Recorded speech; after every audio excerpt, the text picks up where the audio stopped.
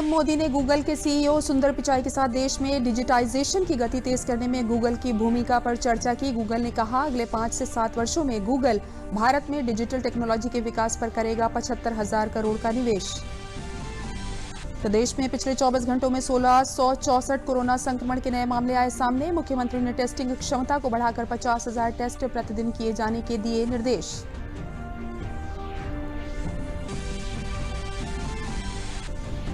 प्रदेश के कई जनपदों में नहीं रुक रहा टिड्डियों का आतंक। लोग ग्रामीण थाली ढोल नगाड़ा बजाकर भगा रहे टिड्डियों को। विभाग करा रहा है केमिकल का छिड़काव।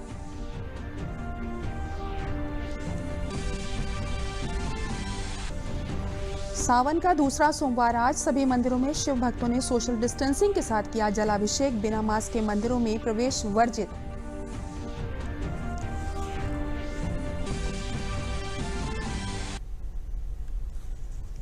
नमस्कार, मैं हूं तरन्नुम रिजवी। अब समाचार विस्तार से। प्रधानमंत्री नरेंद्र मोदी ने गूगल के सीईओ के साथ बातचीत की। अपने ट्वीट में प्रधानमंत्री मोदी ने कहा कि हमने कई विषयों में बात की, विशेष रूप से भारत के किसानों, युवाओं और उद्यमियों के जीवन को बदलने के लिए प्रौद्योगिकी की शक्ति का लाभ उठाने को लेकर। बातचीत के दौरान सुंदर पिचाई और मैंने कोविड-19 के समय में उभर रही नई कार्य संस्कृति के बारे में भी बात की। हमने उन चुनौतियों पर चर्चा की जो वैश्विक महामारी ने खेल जैसे क्षेत्रों में ला दी है। हमने डेटा सुरक्षा और साइबर सुरक्षा के महत्व के बारे में भी बात की।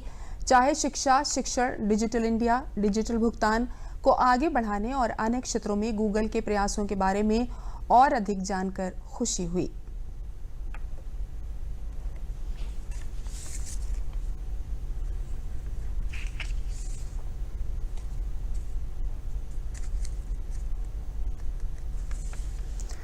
गूगल के मुख्य कार्यकारी अधिकारी सीईओ सुंदर पिचाई ने भारत में अगले 5 से 7 सालों में 75,000 करोड़ रुपए का निवेश करने की घोषणा की है। कंपनी निवेश गूगल फॉर इंडिया डिजिटलीकरण कोष के जरिए करेगी। भारतीय मूल के पिचाई ने गूगल फॉर इंडिया कार्यक्रम को संबोधित करते हुए कहा कि कंपनी की ये घोषणा भारत के भविष्य और उसके डिजिटल अर्थव्यवस्था में कंपनी के भविष्य को दिखाती है। गूगल फॉर इंडिया का ये 6वां संस्करण था। Investments will focus on 4 areas important to India's digitization. First, enabling affordable access and information to every Indian in their own language, whether it's Hindi, Tamil, Punjabi, or any other. Second, building new products and services that are deeply relevant to India's unique needs. Third, empowering businesses as they continue or embark on their digital transformation. Fourth, leveraging technology and AI for social good in areas like health, education, and agriculture. As we make these investments, we look forward to working alongside Prime Minister Modi and the Indian government, as well as Indian businesses of all sizes to realize a shared vision for a digital India. Bharat के लिए Google के 6ठे संस्करण में केंद्रीय मानव संसाधन विकास मंत्री doctor Ramesh Pokhriyal Nishank ने कहा कि कोरोना महामारी के दौरान गूगल की ओर से लोगों की भावनाओं और विचारों समेत छात्रों तक ऑनलाइन के माध्यम से शिक्षा पहुंचाने का काफी अच्छा काम किया गया है। कोरोना के ऐसे संकट में जब पूरी दुनिया एक गहरे संकट से होकर के गुजर रही है, ऐसे समय में गूगल परिवार का ऑनलाइन के माध्यम से छात्रों तक, लोगों तक, आम व्यक्ति तक तमाम भावनाओं को, विचारों को, ज्ञान को बांटने का ये जो अभियान है, ये एक अच्छा अभियान है। प्रदेश में कोरोना संक्रमण के बढ़ते खतरे को देखते हुए मुख्यमंत्री योगी आदित्यनाथ ने टेस्टिंग क्षमता को बढ़ाकर 50,000 टेस्ट प्रतिदिन किए जाने के निर्देश दिए हैं।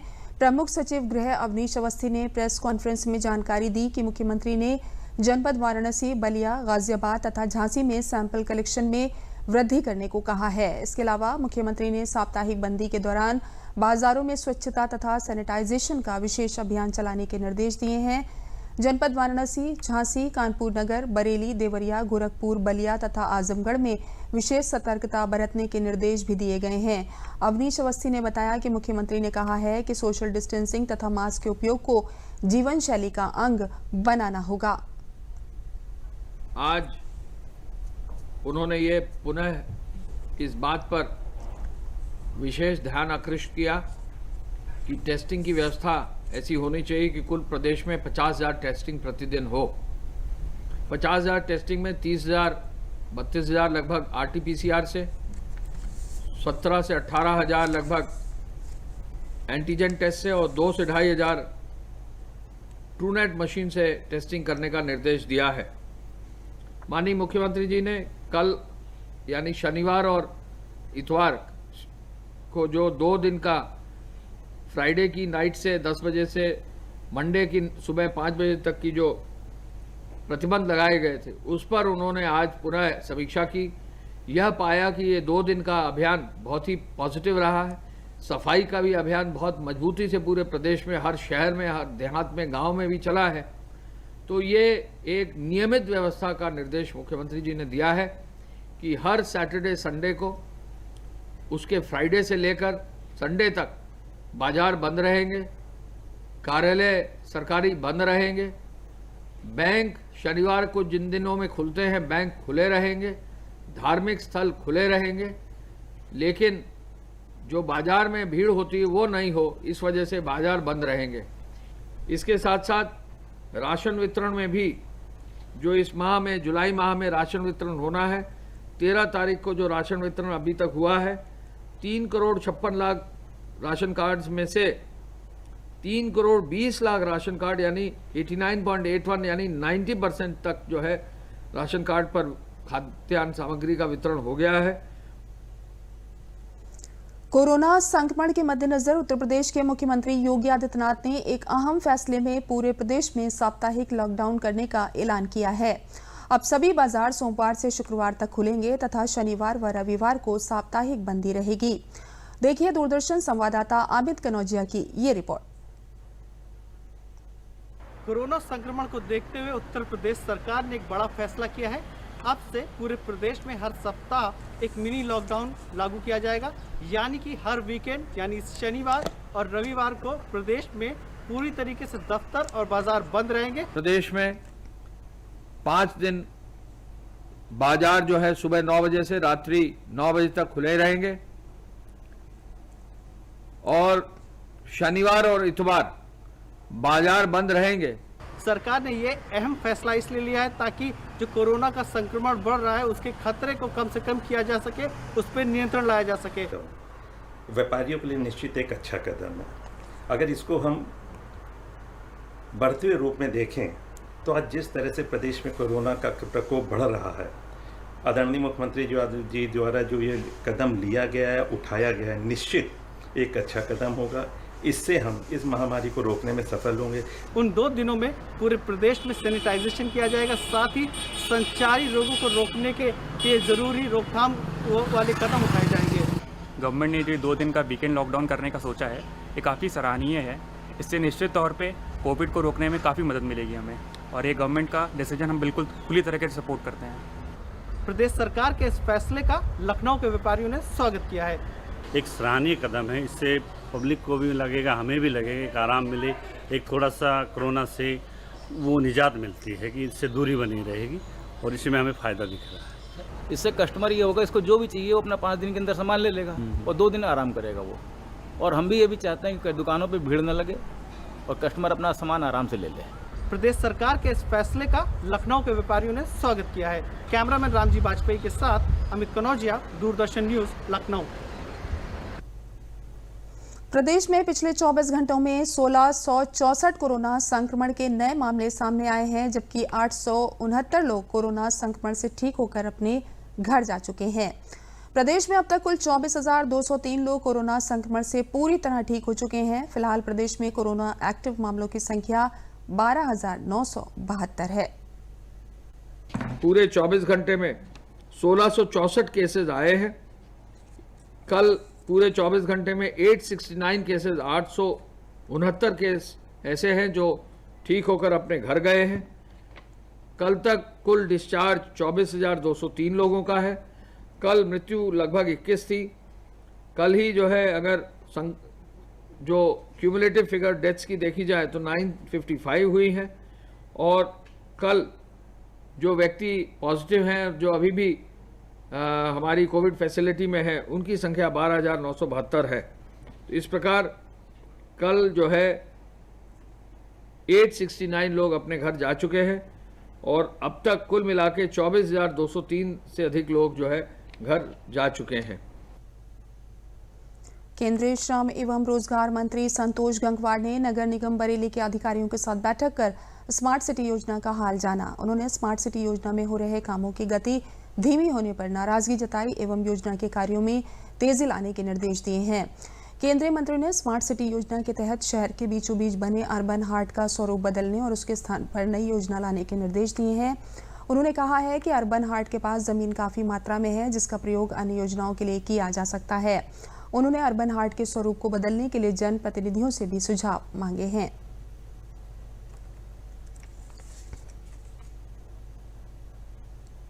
बरेली के अंदर जिस प्रकार से काम आगे भविष्य में आ रहे हैं और जैसा कि हम समझते हैं कि स्मार्ट सिटी के संदर्भ में कुछ बरेली के अंदर अच्छे विकास की गतिविधियों को बढ़ावा दिया जाए, तो उसके हिसाब से अर्बन हार्ट को एक नया स्वरूप दिया जाकर एक नई व्यवस्था के तहत जो स्थान जहां पर अर्बन हार्ट का जो काम है वहां पर ज़मीन है, मैंने पूछा था कि उन्होंने उसकी एक योजना का प्रारंभिक स्वरूप हमको बताया था। मैंने अभी उनसे कहा है कि सारे जनप्रतिनिधियों के साथ अगले सप्ताह में इसमें बैठिए और इसमें क्या क्या हमारी व्यवस्थाएं हैं और क्या क्या हम उसमें जोड़ना चाहते हैं और हम भविष्य की क्या योजना बनाना चाहते हैं। तो एक करीब 100 करोड़ की एक योजना उनके दिमाग में है जो प्रस्तावित की गई है। अब मुझे लगता है एक सप्ताह के अंदर हम लोग उस पर बात करेंगे और उसके हिसाब से अपने सुझाव देने का काम करेंगे। केंद्रीय मंत्री और अमेठी सांसद स्मृति जुबिन ईरानी ने ई चौपाल लगाई। उन्होंने ई चौपाल के जरिए से अमेठी के गौरीगंज ब्लॉक के प्राथमिक विद्यालय शाहबाजपुर समेत जामू, शाहगढ़, मुसाफिरखाना ब्लॉक के विभिन्न गांवों में ऑनलाइन संवाद कर जन समस्याओं को सुना और संबंधित समस्याओं के निस्तारण के लिए अधिकारियों को निर्देशित किया। ई चौपाल में शिकायतकर्ताओं ने पीने के पानी की समस्या, रोजगार के लिए ऋण दिलाने, आवास सहित अन्य समस्याओं से केंद्रीय मंत्री को रूबरू कराया। जनता द्वारा बताई गई सभी समस्याओं पर स्मृति ईरानी ने संबंधित अधिकारियों को निस्तारण के लिए निर्देशित भी किया। स्मृति ईरानी ने कहा कि कोविड-19 महामारी के चलते जन सामान्य से संवाद स्थापित करने और उनकी समस्याओं को सुनकर उनका गुणवत्तापूर्ण निस्तारण सुनिश्चित करने के उद्देश्य से ई चौपाल का आयोजन किया गया है।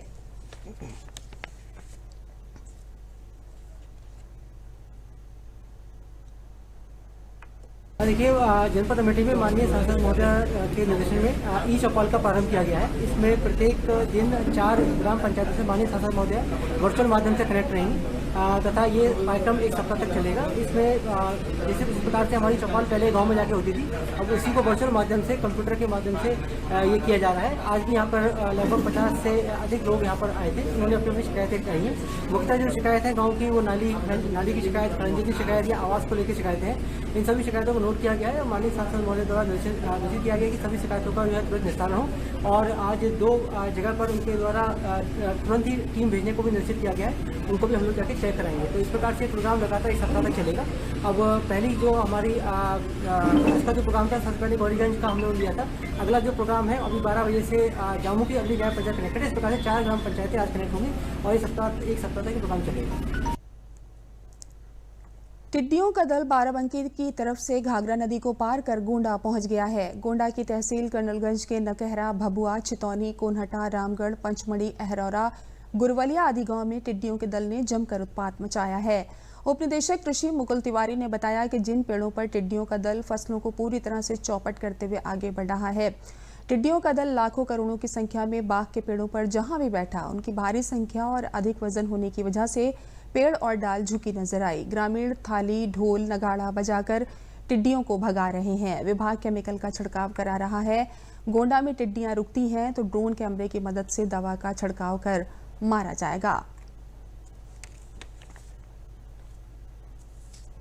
टिड्डियों का दल कल लखनऊ से बाराबंकी होते हुए रात में कर्नलगंज तहसील के और विकासखंड में 9-10 गांव में लैंड किया था और उसमें विभाग द्वारा कल 6 स्प्रेयर, 3-4 गाड़ियां चली थी फायर ब्रिगेड की और गन्ना विभाग से कुछ स्प्रेयर्स यूज़ किए गए थे तो रात में तो इनमें 9-10 गांव में स्प्रे करके टिड्डियों को मारा गया। कुछ पेड़ों पे टिड्डियां अवशेष रह गई जो बीच खेत में पानी भरा है और यूकेलिप्टस पे बैठी हुई हैं और उनको अभी दिन में वो अब उड़ने लगी हैं जो आगे बढ़ रही हैं। खेत में कुछ ही खेतों में लैंड की हैं जो खाली हैं या गन्ने के खेत थे, लेकिन बहुत ज़्यादा नहीं है, मुश्किल से 2-4-6% का वो भी उड़ गई हैं। खासकर पेड़ों की पत्तियों को ज़्यादा नुकसान हुआ, उसमें भी यूकेलिप्टस की पत्तियों। और विभाग द्वारा बराबर इन पर मॉनिटरिंग की जा रही है, जागरूकता की जा रही है। सुबह से किसान लोग सब खेतों में अपने थालियां पीट रहे हैं, ट्रैक्टर का साइलेंसर खोल के चला रहे हैं, मोटरसाइकिल का साइलेंसर, पटाखे दाग रहे हैं, धुआं कर रहे हैं। और जब शाम को फिर सेटल होंगी तो पुनः इन पे जहाँ बैठेंगी उन पे स्प्रे करके इनको मारा जाएगा। प्रदेश में टिड्डियों का आतंक नहीं रुक रहा है। गांव क्षेत्र में किसान परेशान हैं, तो वहीं अब टिड्डियों ने शहरी क्षेत्रों में लोगों का जीना दुभर कर दिया है। श्रावस्ती में 2 टिड्डी दल गांव में टूट पड़ा, खेतों की फसलों से लेकर झाड़ी व पेड़ों के पत्तों को नुकसान पहुंचाया। कृषि विभाग ने पहले ही टिड्डी की दस्तक को लेकर किसानों को अलर्ट कर दिया था। 7 से 8 किलोमीटर क्षेत्र में फैला टिड्डियों का दल सीतापुर से बहराइच, उसके बाद श्रावस्ती पहुंचा। 7 से 8 किलोमीटर के क्षेत्रफल में फैली टिड्डियों की संख्या करोड़ों से भी ज्यादा थी।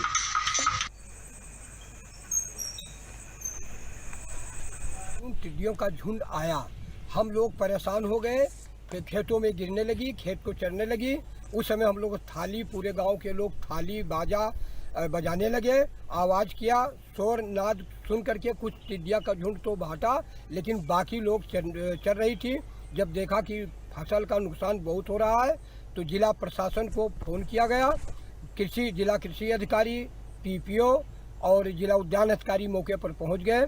आकर के संचित राम वर्मा ग्राम प्रधान गिलौली की सहायता से उन्होंने उनकी मशीन मंगवाया और मशीन में दवा डलवा करके पूरे गांव में के खेतों में छिड़काव कराया, जिससे टिड्डियां नियंत्रित हो गई। और नियंत्रण होने के बाद हम लोग को तब शाम को राहत। अब इस समय अगर कहीं टिड्डी बैठती हैं तो उन पर मतलब कि छिड़काव रसायन का पूरे तरीके से करते हुए उनको ख़त्म करने का प्रयास किया जाएगा। इसके लिए हमारे पास 2 अग्निशमन बसें हैं और इसके बाद में माउंट स्प्रेयर हमारे पास 4 हैं लगभग, और वो हमारे साथ चले। जैसा कि अभी एक गया है अग्निशमन यंत्र, और इसके बाद में जो भी कार्रवाई होगी वो हम करेंगे। लगातार हो रही बारिश के कारण घाघरा नदी का जलस्तर खतरे के निशान से ऊपर पहुंच गया है। अंबेडकर नगर जिले की टांडा और आलापुर 2 तहसील क्षेत्रों से होकर गुजरने वाली घाघरा नदी में बाढ़ के कारण नदी के किनारे बसने वाली आबादी में बाढ़ का खतरा मंडराने लगा है। इसके अलावा मांझा क्षेत्रों में कई गांवों में धान की फसल भी बाढ़ की चपेट में आ गई है। बाढ़ प्रभावित क्षेत्रों में लोग प्रशासन से सहायता उपलब्ध कराने की मांग कर रहे हैं। मुख्यमंत्री के निर्देश पर अयोध्या मंडल के आयुक्त MP अग्रवाल ने स्वच्छता अभियान और बाढ़ की स्थिति का जायजा लिया। उन्होंने बताया कि बाढ़ से निपटने के लिए सारे प्रबंध कर लिए गए हैं, किसी भी तरह से जनहानि अथवा पशु हानि नहीं होने दी जाएगी।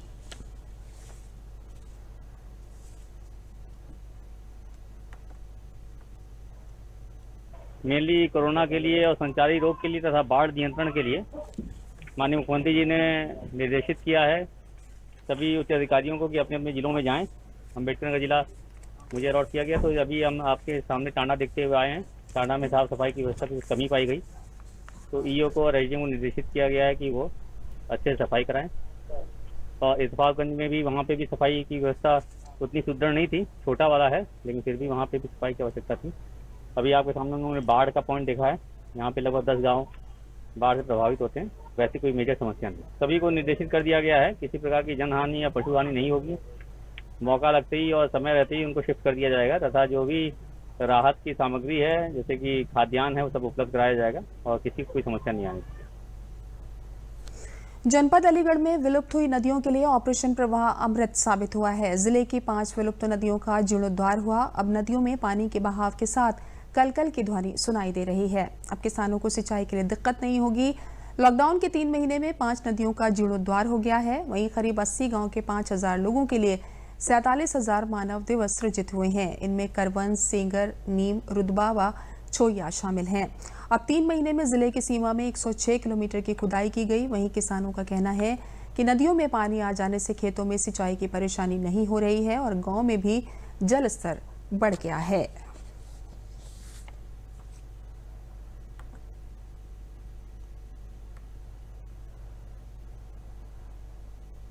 प्रवाह के अंतर्गत नदियों का जीर्णोद्धार का कार्य कराया गया है।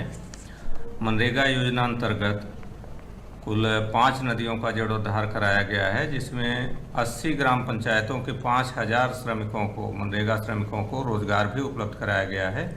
वर्तमान में ये 5 नदियाँ प्रवाहमान भी हैं और किसान इससे सिंचाई का भी काम ले रहे हैं। कुल 106 किलोमीटर नदियों का खुदाई जीर्णोद्धार कराया गया। मेरा नाम जितेंद्र कुमार है, गांव गुस्किन का रहने वाला हूं। नदी की साफ़ सफाई होने से पहले खेतों को भरने में दिक्कत होती थी और इस सफाई के होने के बाद मतलब भराई करने में सुविधा मिली है। गवर्नमेंट ने ये बहुत अच्छा किया है, इसलिए मैं गवर्नमेंट को धन्यवाद देना चाहता हूँ। ये हमारे गांव के पास से जो नदी जा रही है, ये पहले बंजर और सूखी सी पड़ी थी, इस पर बबूल थे काफ़ी, इससे हमें सिंचाई में परेशानी होती थी, पानी नहीं आ रहा तो हमारे खेत सूखे रहते थे। और आज हमारे खेतों को बहुत खुशहाली और हरियाली भी है, पानी की भराई भी हो रही है, हमें इससे कोई परेशानी नहीं है और बहुत सरकार ने अच्छा किया है जो कि ये नदी सफाई कराई है। सरकार के लिए बहुत बहुत धन्यवाद। जब से नदी की साफ़ सफाई हुई है सर, जब से हमें खेती करने में और पानी लगाने में सर आसानी हुई है और जब से नरेगा के तहत ये भी काम हुआ है तो सर हमारे गांव का नदी से जल स्तर भी बढ़ा है और बहुत अच्छा लग रहा है। इससे सरकार का बहुत बहुत आभार, धन्यवाद व्यक्त करते हैं यूपी सरकार का। हरदोई जिले में कोरोना वायरस के साथ साथ संचारी रोगों ने इस बरसात के मौसम में निपटने के लिए हर गली मोहल्ले को साफ सफाई से युक्त करने के कार्य का पर्यवेक्षण करने के लिए जिला स्तरीय अधिकारियों की टीम को दायित्व दिया गया है। सफाई से लेकर सैनिटाइजेशन का कार्य शहर से लेकर गांव तक किया जा रहा है।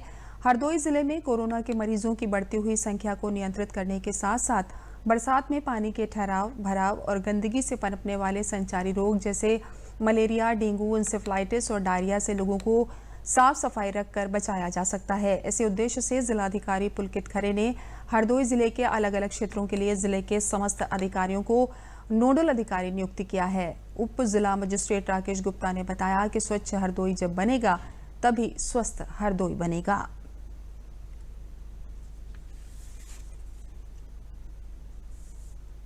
जिलाधिकारी महोदय द्वारा सभी मार्गों पर राजपत्रित अधिकारियों को लगाया हुआ है और इसका मुख्य उद्देश्य संचारी रोग को रोकना।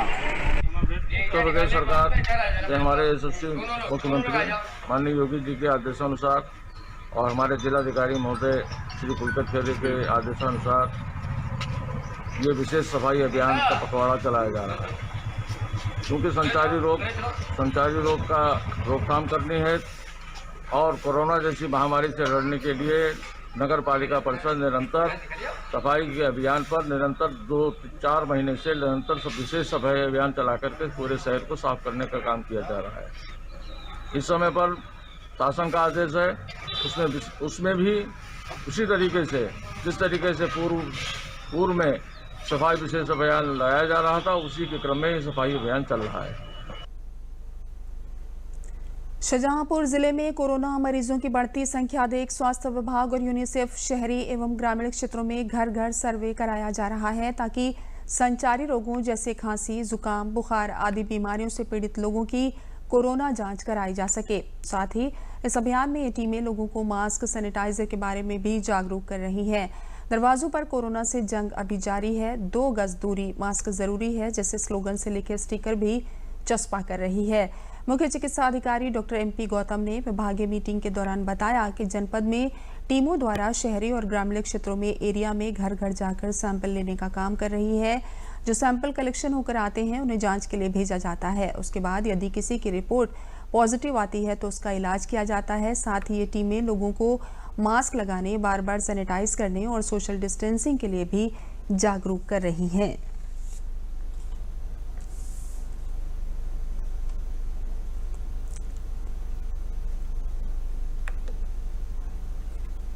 जो फैलाव हो रहा है कोरोना का, उससे हम कैसे निपटें, कैसे उसको रोकें कि और लोगों को संक्रमित ना करें, इसके लिए जागरूकता की ज़रूरत है। पब्लिक में जो जनता में जानकारी पूरी नहीं है कि हम कैसे उससे निपटें, जैसे मास्क लगाना, हाथ धोना, सैनिटाइज करना, हाथ सैनिटाइज करना, अगर कहीं छू लिया कहीं पर तो उसको तुरंत हाथ सैनिटाइज करना है, अगर और सोशल डिस्टेंसिंग बनाए रखना, जो कि हमारे जो कोरोना के फैलाव की चेन को ब्रेक करेगा। और जहाँ पर केस निकलता है वहाँ पर लॉकडाउन की प्रक्रिया होती है 14 दिन की, उसका पूरी तरीके से लागू कराना है। और जो नॉन कंटेनमेंट जोन है उनका पहले कंटेनमेंट जोन, उसके बाद फिर नॉन कंटेनमेंट जोन का सर्वे कराना। स्वास्थ्य विभाग की टीम आई है, कोरोना के बारे में जांच की गई है। किसी की इलाज खांसी, जुकाम, बुखार या मतलब किडनी का इलाज, किसी की जांच या दवाई चल रही हो, यहाँ पे किसी का नहीं है। उन्होंने बताया कि जहाँ भी जाएं तो मास्क लगा के जाएं, 2 गज की दूरी रखें, घर में भी अगर आए तो बार बार हाथ धुलें और दूरी बना के रखें। आज सावन के दूसरे सोमवार पर भक्तों ने शिव मंदिरों में जाकर पूजा अर्चना की। लखनऊ के मनकामेश्वर मंदिर में भक्तों ने सोशल डिस्टेंसिंग के साथ भगवान शिव का जलाभिषेक किया। इस दौरान मंदिर में बिना मास्क के प्रवेश वर्जित रहा। आज सावन के दूसरे सोमवार को लखनऊ के मनकामेश्वर मंदिर में भक्त आए हुए हैं भगवान शिव पर जल अर्पित करने के लिए। हम देख सकते हैं हमारे पीछे किस तरीके से लोग आ रहे हैं, लेकिन इस बार जो सोशल डिस्टेंसिंग का पालन किया जा रहा है, कोरोना वायरस संक्रमण के दौरान जो कुछ नियम कायदे बताए गए हैं उनका यहाँ पर अनुपालन करते हुए देखा जा रहा है। सभी लोग दूरी बनाकर आ रहे हैं और एक एक करके मंदिर के अंदर नहीं जा रहे हैं। मूर्ति को छूना यहाँ पर मना है, बाहर से ही अभिषेक कर रहे हैं। हम जानेंगे किस तरीके से क्या कुछ सावधानियाँ बरती जा रही हैं यहाँ पे। इस बार थर्मल स्क्रीनिंग हो रही है, सैनिटाइज हो रहा है और अंदर गर्भगृह में जाने को नहीं दिया जा रहा है। यहीं से आप देख रहे होंगे थाल लगाया गया है, इसी के थ्रू पानी अंदर जल और दूध जो भी चढ़ रहा है वो इसी के थ्रू जाया जा रहा है। कितने से कितने बजे तक दर्शन कर सकते हैं सोमवार? सुबह 5 बजे से लेकर रात्रि 10 बजे तक। सुबह 5 बजे से लेकर रात्रि 10 बजे तक आप भी सावन के सोमवार को यहाँ आकर भगवान शिव की पूजा अर्चना कर सकते हैं। लेकिन विशेष बातों का ध्यान रखना होगा, आपको सोशल डिस्टेंसिंग का पालन करना होगा, सैनिटाइजर का प्रयोग करना होगा और कोई भी व्यक्ति बिना मास्क के यहाँ पर लगाए हुए नहीं आ सकता है। इस बात का यहाँ प्रॉपर ध्यान दिया जा रहा है। महंत दिव्यागिरी जी हैं हमारे साथ, इस मंदिर की प्रमुख, जानते हैं उनसे क्या कुछ यहाँ पर विशेष एहतियात बरती जा रही हैं। कोरोना संक्रमण के दौरान सावन के सोमवार में भक्त आते हैं, लेकिन क्या कुछ ख्याल रखा जा रहा है जिससे वो भगवान शिव की आराधना पूजन अर्चन कर सकें? जी, चूँकि 8 जून को जब मंदिर खुले थे तो जो प्रशासन की गाइडलाइन थी उसके अनुसार तो हम लोग सारे एहतियात कर रहे थे और जो उनके अनुसार दिशा निर्देश था कि मास्क लगा के ही प्रवेश करें अंदर के लिए, गेट पे इनको सैनिटाइज कर दिया जाए। दूसरा जो सबसे चुनौतीपूर्ण कार्य था वो हम लोगों की ये कि उन्होंने बोला कि विग्रह नहीं स्पर्श करना है, मूर्ति स्पर्श नहीं होगी। तो 1 वीक का ही हम लोग के पास समय था, 1 या 2 तारीख को निर्णय हो रहा था और 8 जून को मंदिर खुलना था। तो वो थोड़ा सा चुनौतीपूर्ण कार्य था, परंतु जब पूर्ण हुआ और 8 जून को जब मंदिर खुला, दर्शनार्थियों ने दूर से ही 7 फीट की दूरी पे एक वैकल्पिक व्यवस्था है अंदर जल चढ़ाने की। आप जब बाहर एक आर्टिफिशियल अर्घा है उससे जब जल होते हुए भोलेनाथ पे आता है तो वो आवश्यक था। वो सबसे महत्वपूर्ण बात यही थी कि अगर गर्भगृह बहुत ही कम स्पेस था और अगर वहाँ पे कोई पुजारी या भक्त खड़ा होता है तो वो शायद आधा गज की भी दूरी नहीं होती और 2 गज की दूरी पे खड़ा होना थोड़ा मुश्किल था, परंतु वो बहुत ठीक है। वो दूर से ही जल चढ़ाते हैं, जल चढ़ाने के बाद में दूसरे गेट पे प्रार्थना करते हैं, उसके बाद वो बाहर जाते हैं। तो मुझे भी लग रहा था कि ये ऐसा कार्य, क्योंकि जो व्यवस्था है, परंपरा है, वो उसमें तो गर्भगृह में जाना था। तो हमने भी जानने की कोशिश करी भक्तों से कि जो दूर से जल चढ़ा रहे हैं आप लोगों को कष्ट तो नहीं हो रहा। सीबीएसई ने कक्षा 12वीं के परीक्षा परिणाम घोषित कर दिए हैं। मानव संसाधन विकास मंत्री रमेश पोखरियाल निशंक ने परीक्षा के नतीजों का ऐलान करते हुए सभी छात्राओं को शुभकामनाएं दी हैं।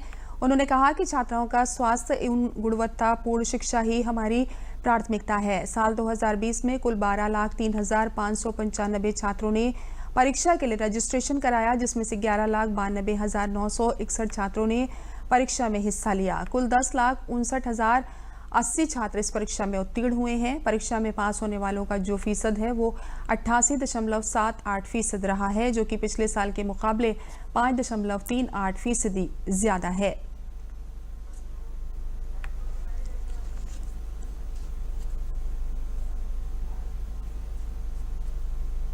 इसी के साथ ही समाचार समाप्त हुए। नमस्कार।